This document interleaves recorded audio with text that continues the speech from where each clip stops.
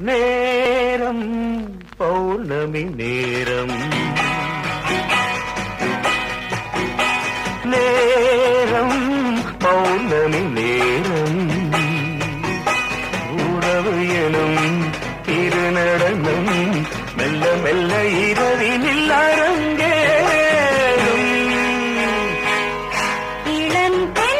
காற்று குளிர் கொண்ட வாட்டு இதயம் கிடந்து தவிக்க